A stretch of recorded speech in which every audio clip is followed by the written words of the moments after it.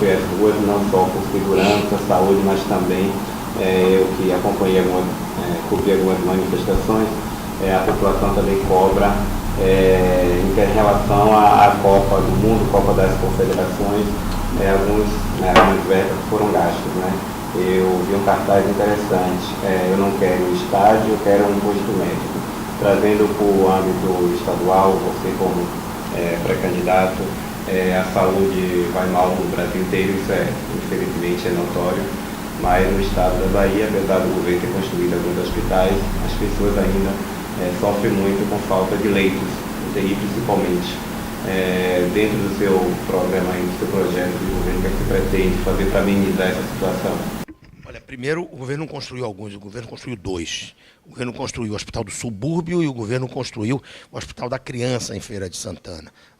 Deixou muito a desejar nessa área, pegou carona em alguns. Por exemplo, ele disse que construiu o Hospital de Santo Antônio de Jesus. O Hospital de Santo Antônio de Jesus regional demorou quase 15 anos para ser concluído, com verbas que eu e outros tantos colocamos como parlamentares.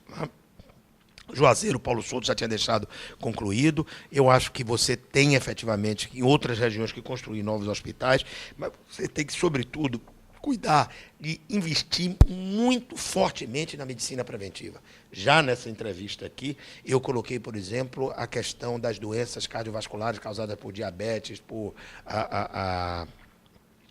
hipertensão arterial, que não tem tratamento. Eu já coloquei em algumas outras falas minhas a necessidade de você implantar o que o SUS estabelece, por exemplo, que são as salas de estabilização no interior. É fundamental você fazer parcerias muito nítidas com hospitais municipais. O governo pode equipar hospitais municipais e colocar lá médicos, fazer parcerias com entidades filantrópicas de forma muito clara. Tem saída para a saúde, como tem saída para tudo, para você melhorar a qualidade.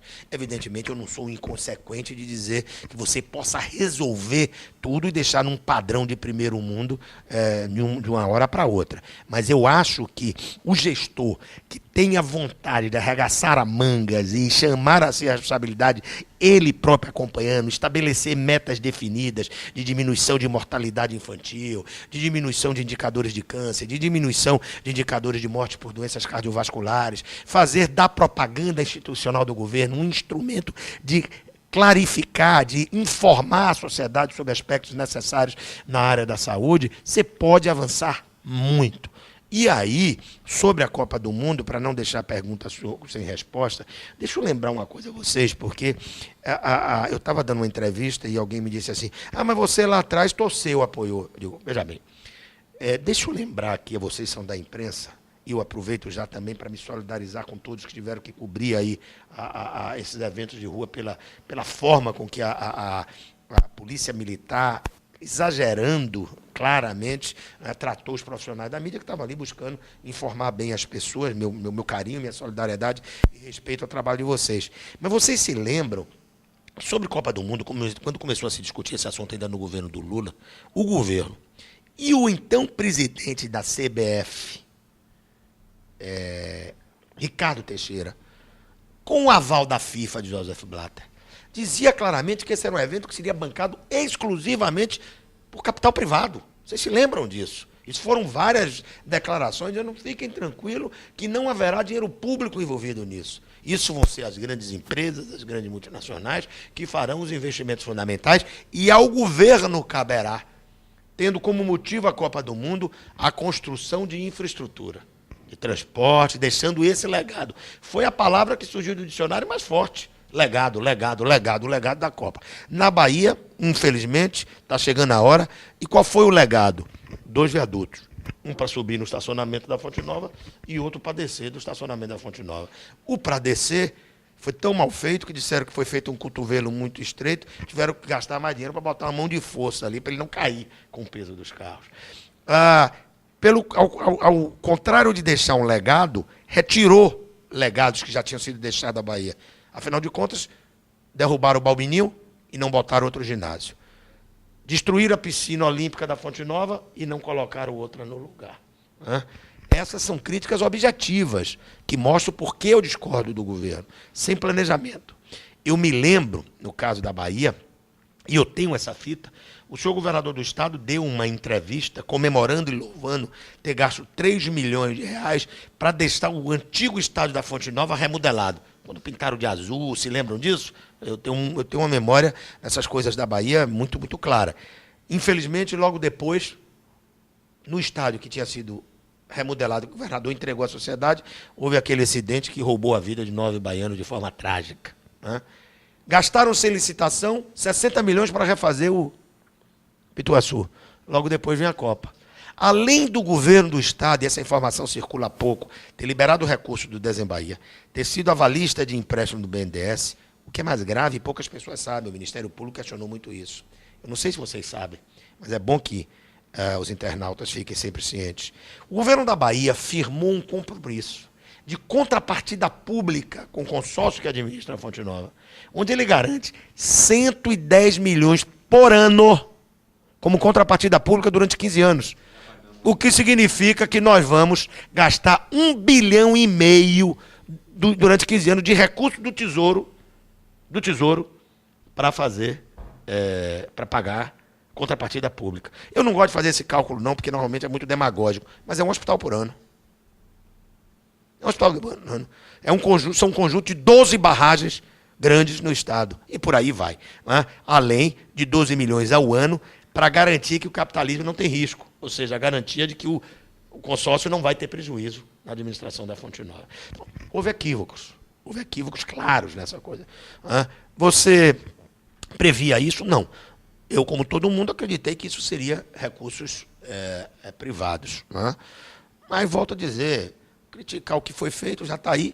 Vamos ver agora se a gente motiva para ver, como eu disse, se o governo tem condições, aquilo que eu puder fazer, para tirar esses viadutos que ele está anunciando ali na Paralela, duplicação de avenidas em Salvador, tirar do papel, fazer com que essa coisa aconteça, ainda que seja no último ano de governo. Acho que a gente tem que torcer para que isso aconteça.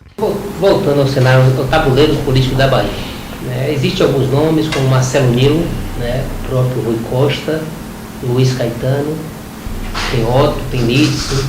Qual avaliação você faz desses nomes e como você se coloca também como possível candidato ao governo do estado da Bahia nas próximas eleições?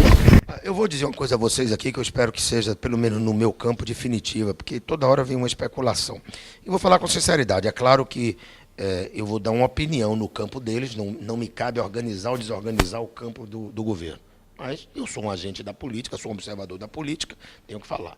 Portanto, vamos acabar com essa história de que tem lá Luiz Caetano, Walter Pinheiro. O candidato deles, do governador, é o chefe da Casa Civil. Não, é o candidato deles. Você anota isso aí e me mostra essa fita daqui a pouco. Foi secretário de sindicato com eles. É quem o governador acha que amanhã, se ganhar a eleição, vai obedecer a ele. Ele não vai apoiar Lídice, não vai apoiar Otto, não vai apoiar ninguém, porque ele acha que se vencer, perde. No dia seguinte tem outra figura exercendo liderança. O secretário da Casa Civil, não, ele acha que vai ficar ali subserviente a ele, fazendo o que ele quer. Então, vamos parar, rasgar essa fantasia de que tem outros candidatos. Esse discurso vai continuar porque é próprio do jogo político. Mas o candidato é o chefe da Casa Civil. Ponto. No campo de cá, eu tenho dito com clareza e vou repetir. Eu desejo ser candidato, eu tenho garra para ser candidato, eu tenho vontade para ser candidato.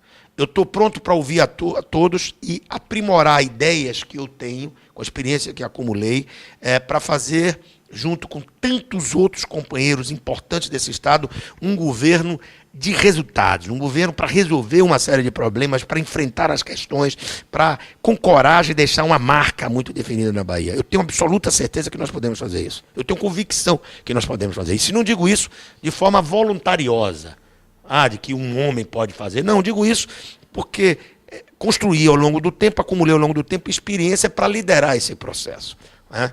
Mas também, da mesma forma firme com que eu digo isso, eu tenho que dizer também com muita tranquilidade que eu tenho que ter humildade para entender que as pessoas podem não achar isso, tanto no campo do povo, como no campo da política. Eu estabeleci para mim mesmo 2 condições nesse processo.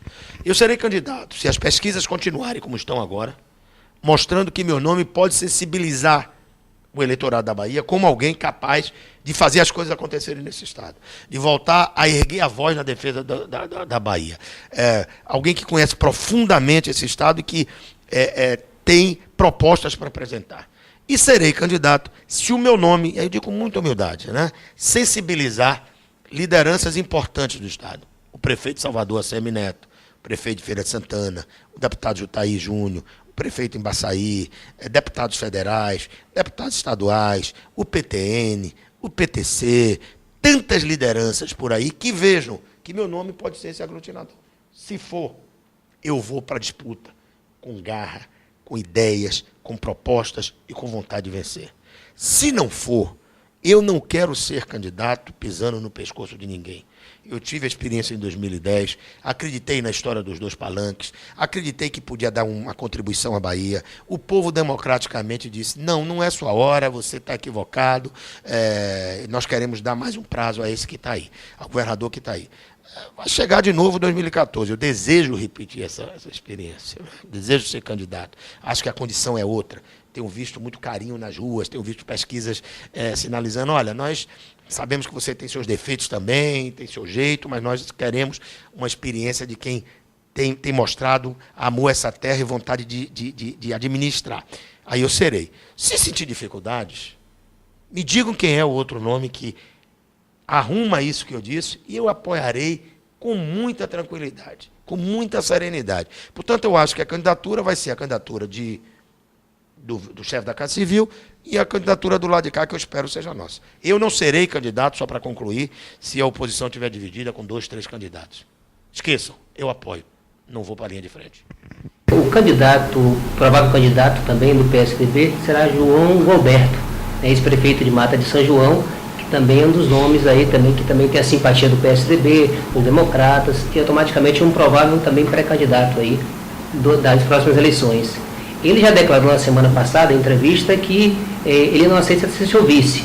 Você aceitaria ser o vice? Primeiro, João Roberto tem total legitimidade para postular a candidatura, agora nessa fase de pré-candidato.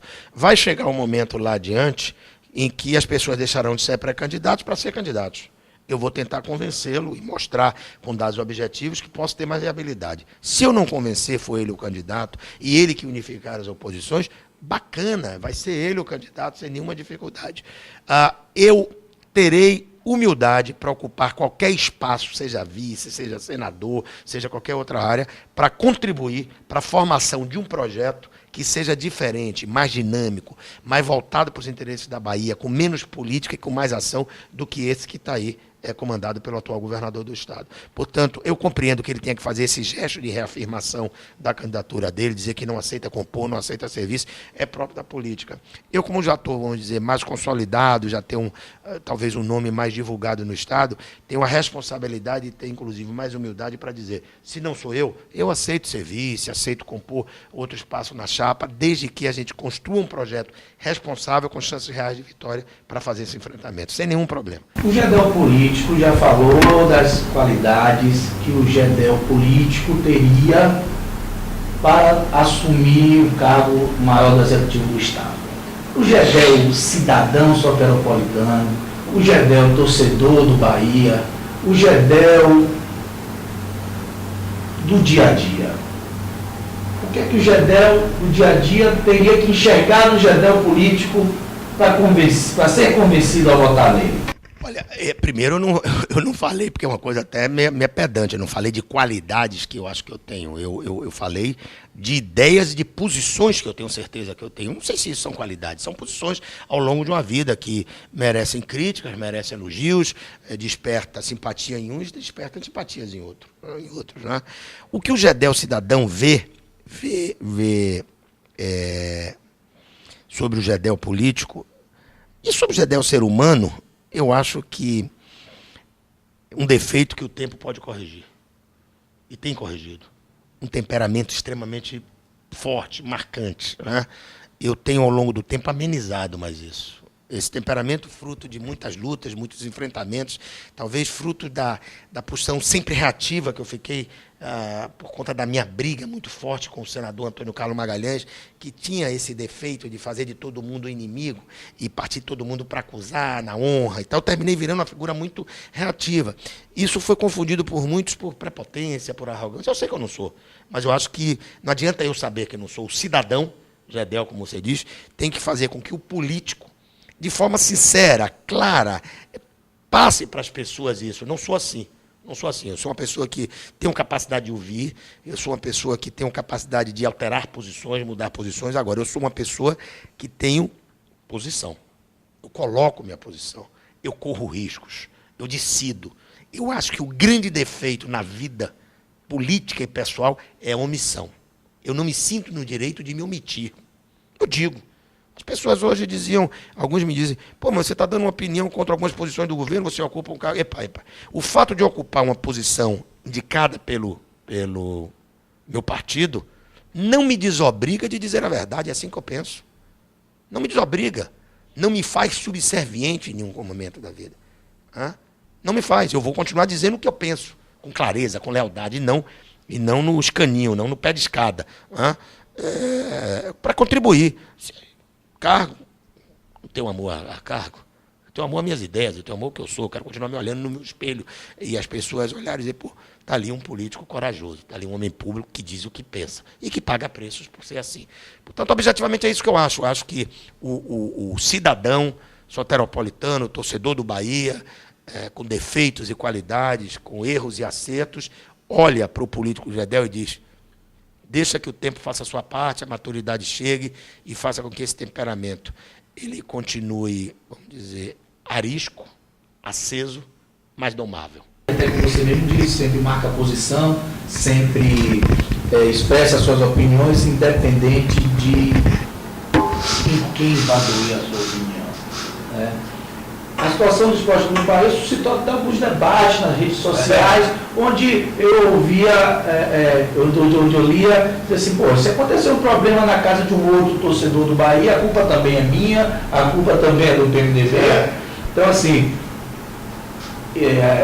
o que é que o torcedor do esporte do Bahia, Gedel, espera depois que passar a Copa, que eu costumo não chamar de legados, assim, quando os negados continuarem, quando a bola parar de rolar e para o mundo ver o que volta a nossa vida normal, elefantes brancos, um estádio, 2 times. Esse negócio de futebol é um troço complicado, eu vou lhe falar porque eu começo a achar isso. Primeiro, vou deixar bastante claro aqui, você não perguntou, mas vamos colocar. Eu tenho divergências profundas com a administração de Marcelo Guimarães Filho, como torcedor, como cidadão. Mas eu não aceito também que pessoas de má fé confundam a gestão de Marcelo Guimarães Filho e a sua postura política com a posição do PMDB. Porque ficam nas redes sociais alguns, pede para ele sair. Tá bom, vou pedir, sai. Não tenho força para isso. Ou mistura o PMDB com isso. O PMDB é um partido político. Marcelo Guimarães tem uma militância e exerce uma outra função lá de presidente do Bahia. Quando ele veio para o PMDB, ele já era presidente do Bahia. Eu divido, claro que eu divido, eu já tinha caminhado para essa tal dessa democracia tricolor, abrir para que todos participem. Eu não sou conselheiro do Bahia. Portanto, eu acho que o Marcelo tem que oxigenar essa história. É bom para ele, inclusive, é bom para o futuro dele, é um rapaz jovem, tem que oxigenar isso. Isso é a primeira posição. A segunda posição sobre futebol é um negócio complicado. Futebol, rapaz, é uma coisa difícil, porque, veja bem, o que é que mudou nesse time do Bahia? O time do Bahia vinha tomando cacete todo mundo, 5, 7 do Vitória, daqui a pouco começa a ganhar no Campeonato Brasileiro. Você fica sempre com a sensação que realmente existe panela, existe má vontade de jogador, contra-técnico para derrubar, porque o time não mudou. O que eu espero, depois da Copa, é que os jogadores continuem na boa com o Cristóvão, não façam panelinha, não queiram perder e continuem ganhando. Continuem ganhando, continuem botando o Bahia numa posição boa aí no Campeonato Brasileiro. Afinal de contas, eu que sou tricolor, já sei o gostinho de ser campeão brasileiro, portanto, me permite sonhar em a gente voltar a ganhar um título nacional. Acho que é isso, torcer para que o Bahia se acerte e torcer para que essa crise política dentro do Bahia encontre uma saída. O Marcelo é um rapaz que tem a olhar para o futuro e eu tenho absoluta certeza que o que ele não vai aceitar é sair pelas portas do fundo, mas ele vai se preparar, claro, para fazer a transição que os torcedores do Bahia cobram dele. Eu não tenho dúvida disso, vai prevalecer o bom senso. O Vitória está indo bem, tem tido uma administração... Não, no Vitória? Sim, não. Se você se refere ao Fábio Mota é um rapaz qualificado, já mostrou ser um grande gestor, mas eu não entendo muito da política futebolística, não. Eu nunca participei. Deixa eu dizer para vocês, às vezes as pessoas me cobram, porque a política do Bahia... Eu nunca participei, eu sempre fui torcedor do Bahia. mais do que outros torcedores que se colocam como torcedores. Eu, desde sempre, eu fui ver as estreias fantásticas do Bahia, Douglas e Picolé, prometida com uma grande tabelinha, um jogo fantástico contra o São Paulo, Picolé foi lá, foi 1-0. Eu fui para a estreia de São Filipe, não é nem do seu tempo isso. São Filipe, um grande argentino, chegou aqui do São Lourenço del Margo, o time do Papa, veio aqui, meu amigo, na estreia dele, já velhinho, mas me deu uma falta na intermediária, esse cara me bate uma folha seca lá de dia, entendeu? Um jogaço. Eu era torcedor, sempre fui torcedor do Bahia, da época dos grandes times, de Baiaco, de Fito, de Eliseu Vinagre de Godoy, Arthur pela ponta esquerda, Tício Chiquitita lá, Butice, grande goleiro, a estreia de Marco Aurélio do Flamengo, todo de preto, fazendo pontes absolutamente fantásticas. Fui torcedor do Bahia, que estava na inauguração da antiga Fonte Nova, quando gritaram, vai cair, todo mundo corre. O Bahia jogando lá com o Flamengo, Vitória e Grêmio, o Bahia ganhou do Flamengo naquele jogo. Fui lá ver a quebra de um tabu de não sei quantos anos, quando o Detinho era o goleiro do Vitória, foi fazer uma ponte, largou no pé do atacante, que fez o gol, Bahia 1-0, quebramos um tabu.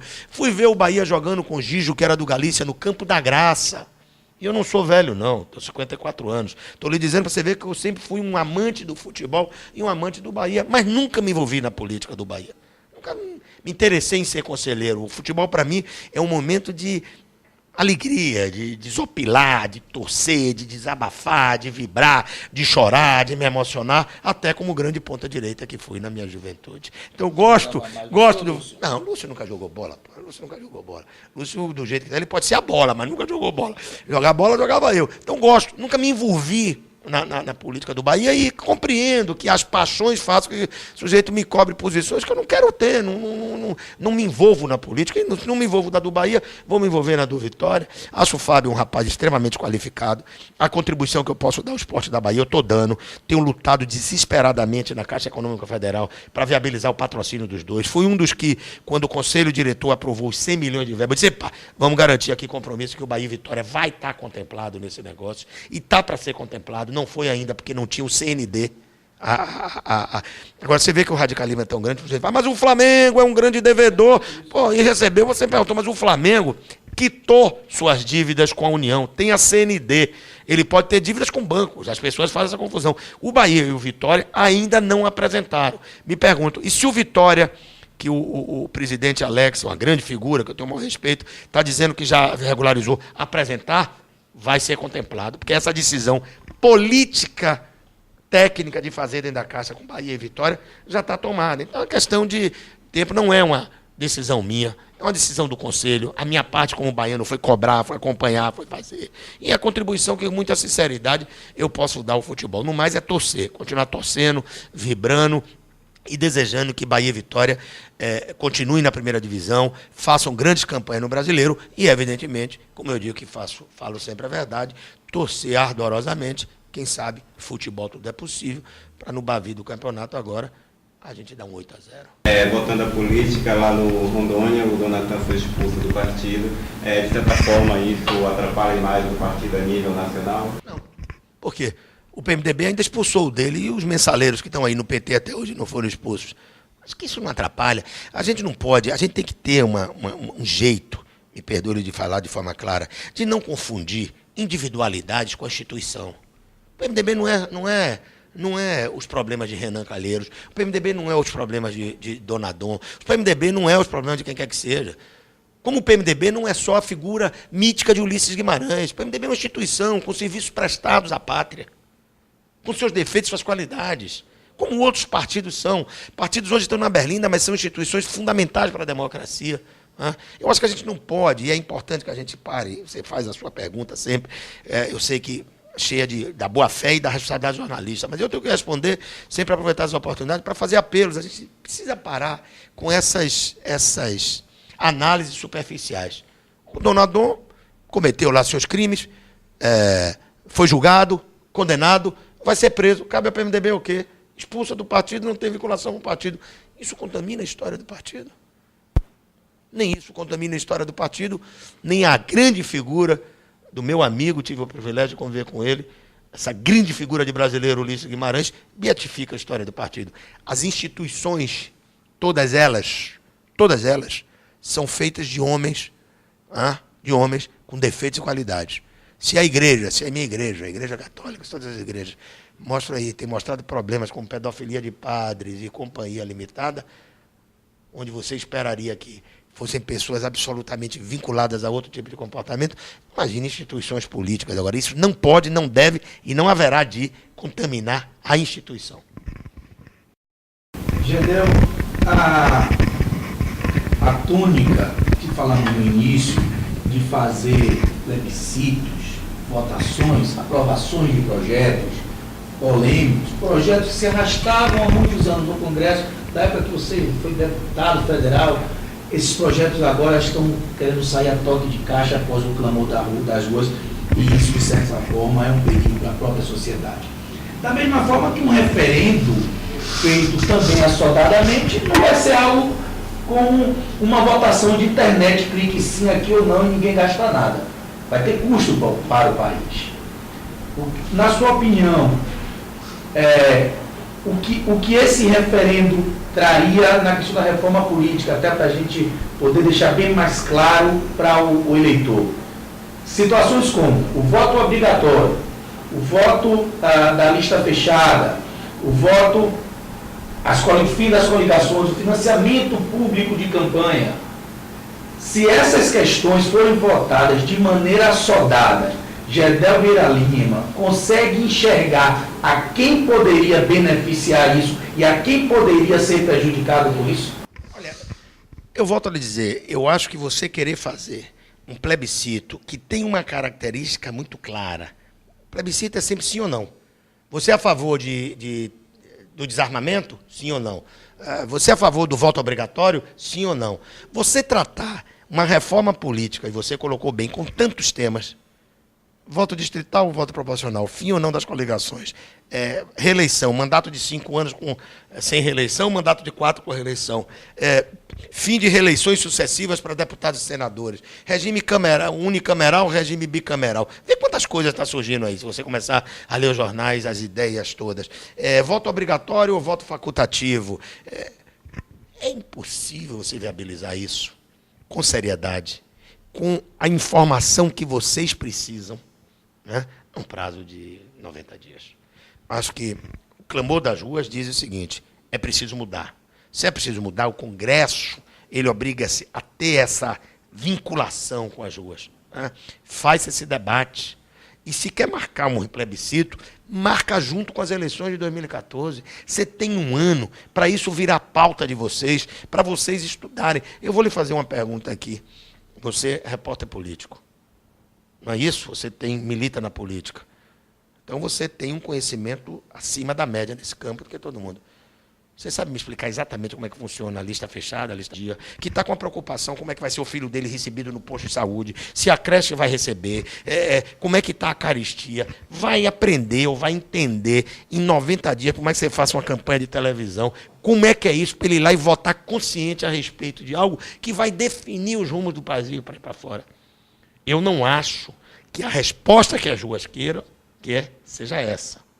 Não acho. Acho que o governo tem legitimidade, as forças políticas, para estar criando coisas e tentar entender esse tema dessa forma. Mas, pessoalmente, sou daqueles, e vou defender isso dentro do partido, que, por aceitar, por entender como importante a manifestação popular através de plebiscitos, eu vou dizer, vamos fazer isso em 2014, vamos ganhar o tempo necessário para que essa seja uma reforma duradoura, para que essa seja uma reforma definitiva, para que essa seja uma reforma para as futuras gerações, para que essa não seja uma reforma de 90 dias que precisa ser corrigida já ali adiante, para que essa não seja uma reforma que vai entrar em vigor em 2014, sem poder entrar. Veja, por exemplo, se você coloca a questão da reeleição, vamos aqui admitir o que é que eu digo, você coloca a questão da reeleição no plebiscito, aí vem o povo e diz assim, não, nós queremos mandato de 5 anos sem reeleição. Aí você vai fazer o quê? Prorrogar o mandato da presidente Dilma por 1 ano sem eleição? Então, eu acho que tem coisas que precisam ser melhor debatidas. Estou lhe dizendo isso com sinceridade, sabendo que vou desagradar muita gente do governo, da base aliada. Mas é meu dever falar com clareza para as pessoas. É assim que eu penso. Portanto, eu acho que a gente tem que ter cautela no apresentar dessas soluções.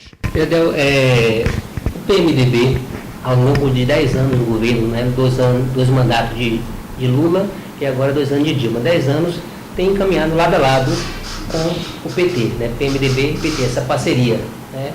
Trazendo isso para a Bahia, você é do lado da oposição, né? Oposição ao governo do Estado. Como um internauta que está em casa agora pode ver o Gedel diferente diante desse contexto? É difícil você entender isso não, apesar de eu achar que as pessoas têm legitimidade de perguntar. Primeiro, deixa eu só fazer uma correção aí. No primeira eleição de Lula, não. O PMDB das urnas foi outro. O PMDB disputou apoiando José Serra com Rita Camata como vice. Né? Eu, inclusive, em respeito ao que decidia as ruas, eu fiquei na oposição todo aquele tempo. Quem se lembra? Eu sempre pautei minha ação política muito pelo que as ruas dizem. Pelo respeito, aquilo que eu disse no início da história da governabilidade. Então, eu fiquei na oposição os primeiros 4 anos do governo Lula, porque nós tínhamos tido outro candidato. Veio o segundo momento, que em 2006, a política da Bahia me fez apoiar o presidente Lula. Por quê? As pessoas não entendem. Deixa eu contar para vocês. Como é que Tancredo Neves e Sarney se uniram? De toda uma história contra a ditadura, e o outro um representante do partido da ditadura. Porque surgiu uma questão maior naquele momento. Era o fim da ditadura. Se uniram em torno de um projeto. Ponto. Como é que eu e o PT da Bahia nos unimos? Eu que sempre fui adversário. No momento que a gente chegou à conclusão que precisava derrotar Antônio Carlos Magalhães naquele instante. Antônio Carlos tinha qualidades, questionável, do ponto de vista de amor à Bahia e tal, mas tinha um estilo de fazer política que precisava mudar. A Bahia não aguentava mais aquele estilo de fazer política. Controle absoluto do judiciário, ataque aos adversários do ponto de vista pessoal, perseguição, transferências, uma série de coisas que mesmo os aliados dele hoje reconhecem que era um defeito dele.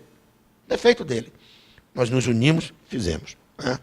Eu fui ser ministro de Estado, desempenhei meu papel com absoluta dignidade. Fiz as coisas acontecerem, isso eu digo com muito orgulho, bateram no peito. E fui elogiado pelo presidente da República, que num evento com prefeitos qualificou-me como um dos melhores ministros de todos os tempos no Brasil. Veio de novo a eleição de 2010. Houve um desentendimento gerencial com o governador Wagner. Todos. As pessoas hoje, mas porque se desentendeu, ele podia ser senador, podia ser isso. Desentendi, porque divergi. E eu não troco minhas divergências e minhas posições pelo conforto de poder ser isso, poder ser aquilo. Divergência que não surgiu por mim. Em 2008, você acha que João Henrique, quando veio para o PMDB, não foi ajustado? Foi ajustado. O PT vai e lança Pinheiro. E na eleição para o PB, o Roberto Maia não foi ajustado? Foi ajustado. O PT vai e lança Caetano.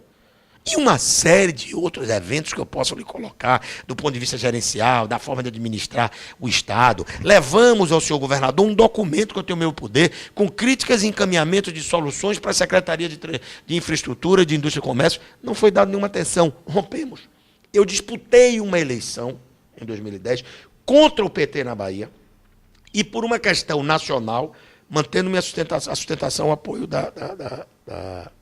do PT nacional, com aquela história dos 2 palanques. Não foi possível. Eu perdi a eleição na Bahia. As urnas disseram, você perdeu, fique na oposição. É o que eu estou fazendo, apresentando um projeto alternativo. A nível nacional, eu não sou maioria no meu partido. A minha opinião é uma. O partido define.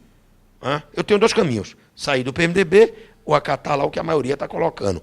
Vai chegar um momento que vai haver essa divergência. Os partidos não são nacionais. Essa não é uma questão da Bahia. Essa é uma questão do Paraná. Essa é uma questão em Pernambuco. Essa é uma questão no Rio Grande do Sul. Começa a ser uma questão no Rio de Janeiro. Os partidos não são nacionais, essa é uma realidade, que a reforma política pode até mudar lá adiante. Portanto, não há nada de incoerente nisso.